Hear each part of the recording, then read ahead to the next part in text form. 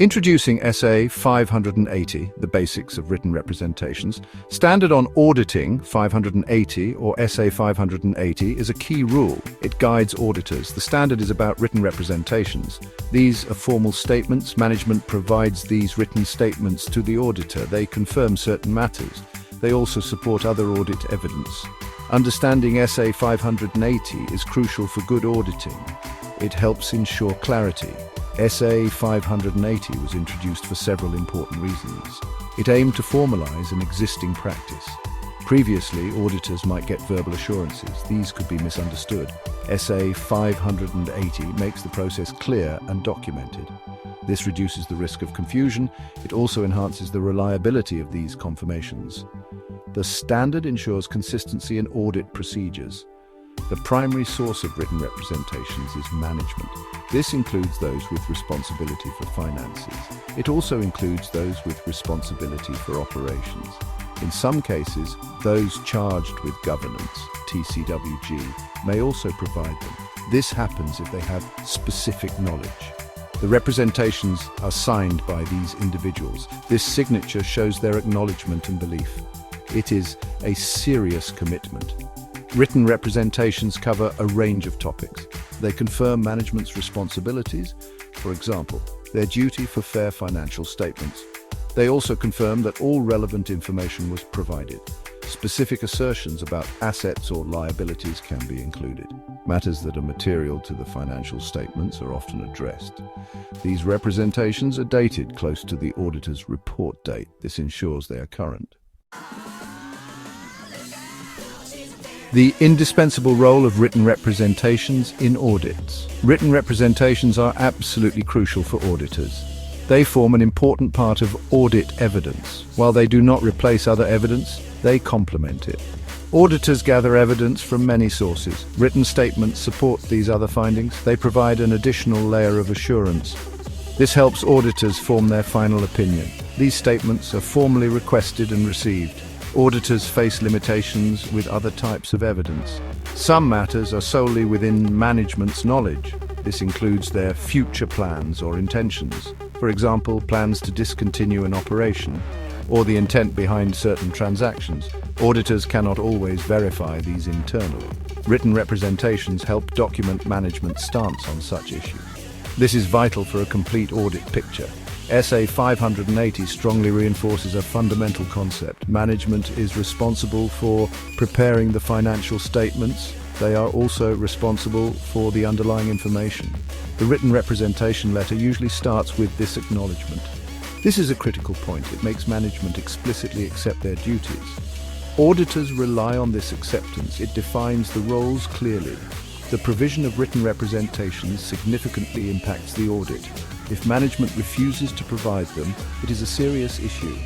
This refusal can be a scope limitation.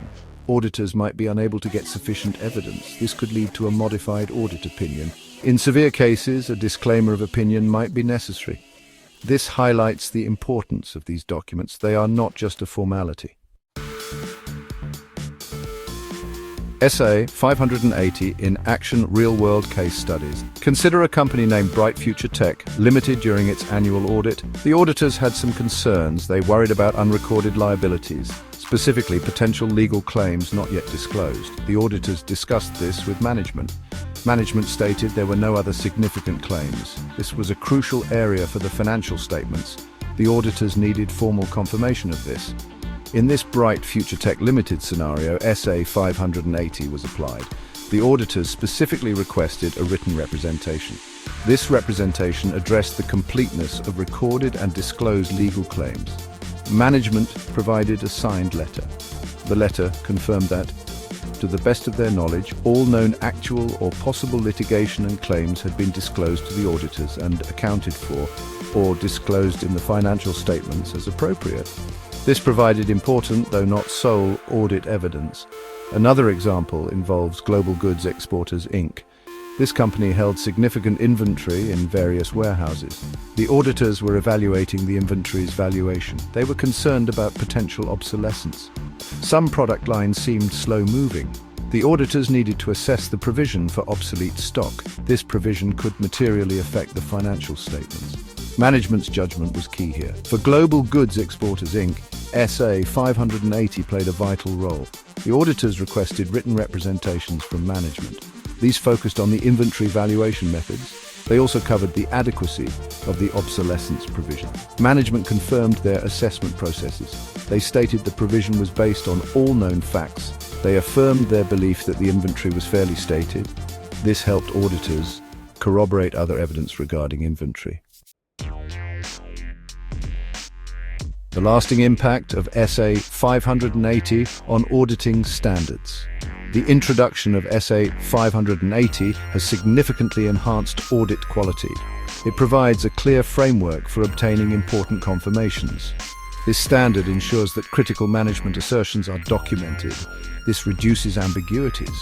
It leads to a more thorough and robust audit process. Auditors can place greater reliance on formally documented representations. This strengthens the overall audit opinion. It builds more trust.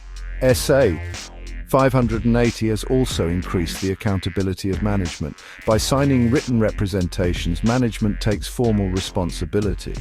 They become accountable for the information they provide. This is not a light undertaking. It encourages management to be diligent. They must ensure the accuracy of their statements to the auditor. This formal documentation can be very important. It clarifies who stated what. Furthermore, SA 580 has improved communication. It fosters a more structured dialogue between auditors and management. The process of discussing and agreeing on representations ensures key matters are explicitly addressed. This can bring potential issues to the surface. It helps both parties understand each other's perspectives. This proactive communication is beneficial for the entire audit. It helps prevent misunderstandings later on. Finally, standards like SA 580 promote global consistency. Many national standards are based on International Standards on Auditing, ISAs. ISA 580 is the global counterpart. This alignment helps ensure a common approach to audits worldwide. This is very important for international businesses. It also helps investors and stakeholders. They can have more confidence in financial reporting across borders. This builds trust in the global financial system.